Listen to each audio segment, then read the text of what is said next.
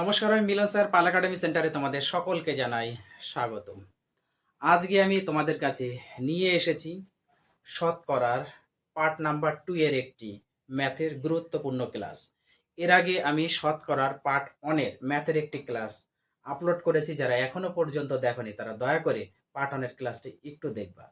কারণ আমি যতগুলো ক্লাস আপলোড করি প্রত্যেকটি ক্লাস ম্যাথের খুবই গুরুত্বপূর্ণ এবং ইম্পর্টেন্ট কোশ্চেন নিয়ে আমি আলোচনা করি।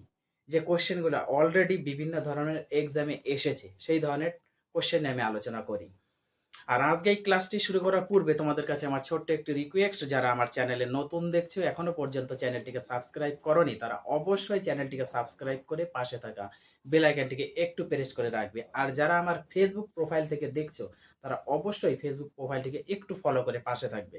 তাহলে চলো আর সময় নষ্ট না করে আমরা সরাসরি চলে আসি। এবার প্রথম 1 নাম্বার অঙ্ক দেখো কি বলেছে।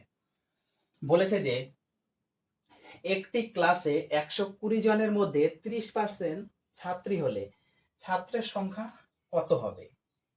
এটা এসেছে অলরেডি গ্রুপ ডি 2012 সালে। প্রত্যেকটি কোশ্চেনই গ্রুপ ডিতে এসেছে 2012 সালে।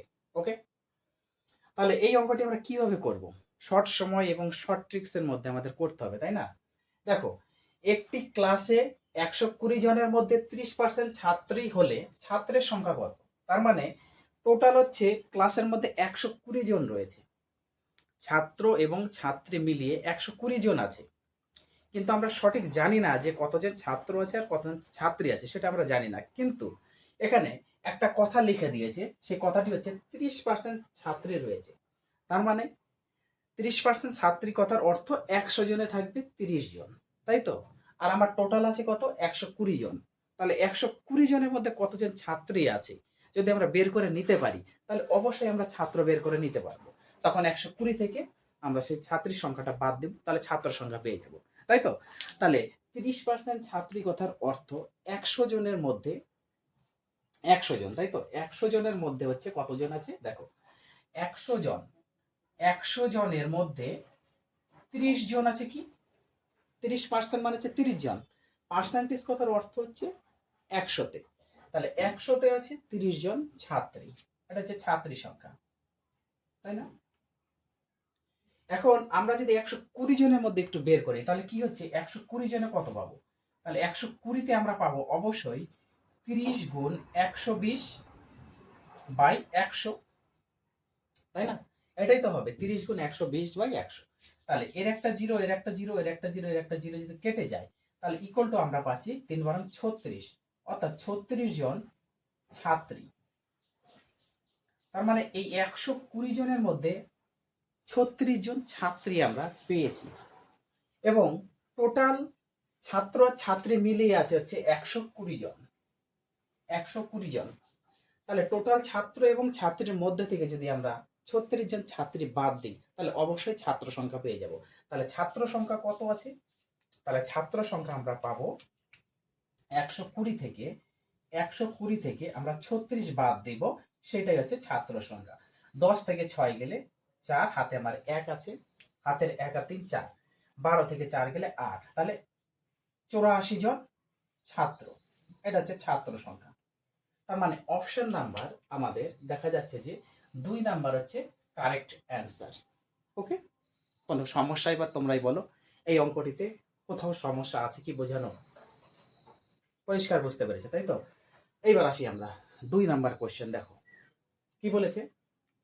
বলেছে জানালার 0.28 অংশে কালো রং করা হলো। ওকে, খুব বেটার, খুব ভালো কথা। জানালার 0.28 অংশে কালো রং করা হলো এবং 0.33 অংশে লাল রং করা হলো। দুটো রং করা হয়েছে, একটা কালো আর একটা লাল। এবং কালোর পরিমাণ কত সেটা মেনশন করেছে, লালের পরিমাণ কত সেটাও মেনশন করেছে।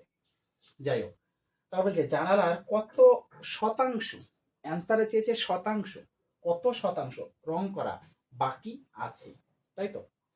অংশে দেওয়া আছে, চেয়েছে শতাংশে, শতকরাতে চেয়েছে।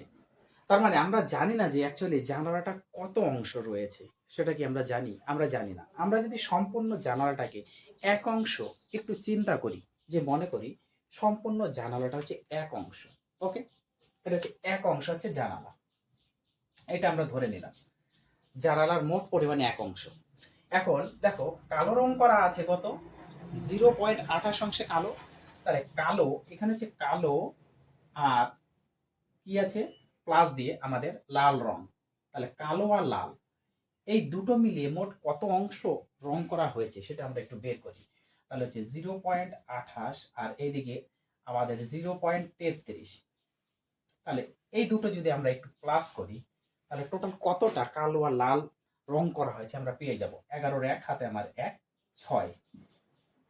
6.61 অংশ। তাহলে এত অংশ কালো আর লাল রং করা হয়েছে এবং মোট জানালার পরিমাণ আমরা ধরে নিয়েছি 1 অংশ। তাহলে কতটা বাকি থাকবে এখন? অবশ্যই 1 অংশ থেকে এই অংশটা যদি আমরা একটু বাদ দিই তাহলে আমরা পেয়ে যাব যে কত অংশ এখনো বাকি রয়েছে। তার মানে আমরা এখানে 1.00 থেকে আমরা 0.61 যদি একটু বাদ দিই, টোটালটাই হচ্ছে অংশ। তাহলে 10 থেকে 1 গেলে 9, হাতে আমার 1 আছে, 6 আর 1 7, আবার 10 থেকে 7 গেলে 3। পয়েন্টের সোজাসুজি পয়েন্ট বসবে, হাতে আমার 1 আছে, হাতের 1 আর 0 যোগ করলে 1, 1 1 মিলে গেলে 0। তাহলে এটা হচ্ছে অংশ। ওকে, এটা হচ্ছে অংশ। তাহলে এত অংশ এখনো বাকি রয়েছে, কিন্তু আমাদের অ্যান্সার চেয়েছে শতাংশতে। তাহলে শতাংশ কি করে পাবো? অবশ্যই আমরা বের করতে পারবো। দেখো 0.39 এটা যে অংশ আছে এই অংশের আমি যদি পয়েন্টটা একটু উঠিয়ে দিই তাহলে এখানে 100 চলে আসবে।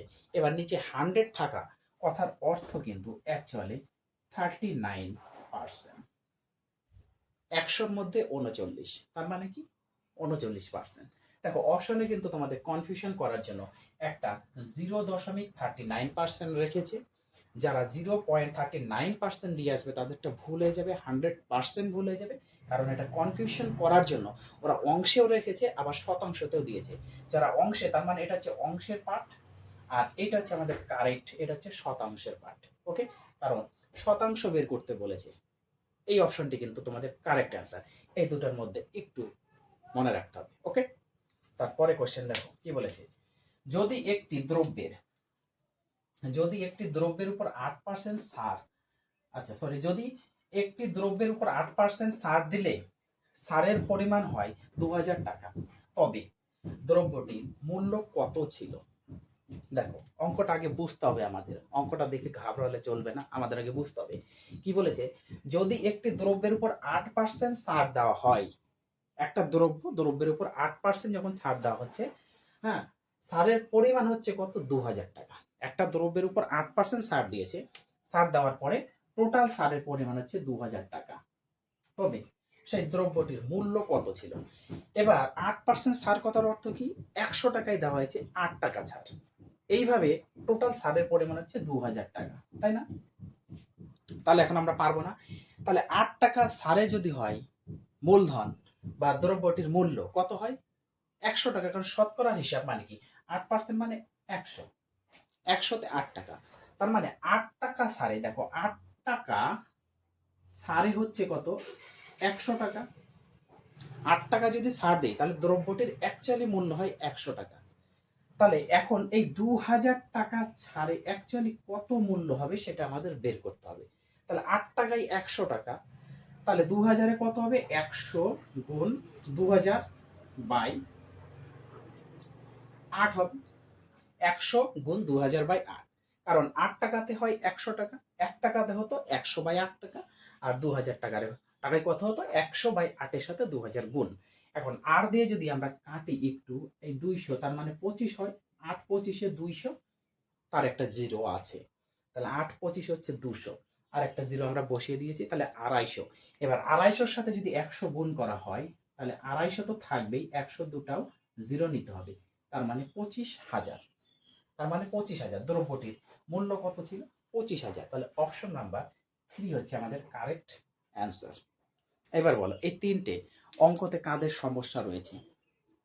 যেভাবে বুঝিয়ে দিলাম আমার মনে হয় না যে তিনটে অঙ্কতে তোমাদের কারো কোথাও সমস্যা থাকবে। অঙ্কগুলো শুধু শর্টকাটে একটু বুঝতে হবে, তাহলেই পারবে। ওকে, ক্লাসটা যদি ভালো লেগে থাকে তোমাদের কাছে আমার এতটুকুই রিকোয়েস্ট, একটা লাইক দিবে। কোথাও সমস্যা থাকলে আমাকে অবশ্যই কমেন্ট বক্সে একটু কমেন্ট করে জানাবে। তাহলে দুটো পার্ট হয়ে গেল। তোমরা দুটো পার্ট একটু প্র্যাকটিস করতে থাকো। আমি আবার আসবো পরবর্তী পার্ট নিয়ে। তাহলে আজকের মতো আমি এখানেই শেষ করছি।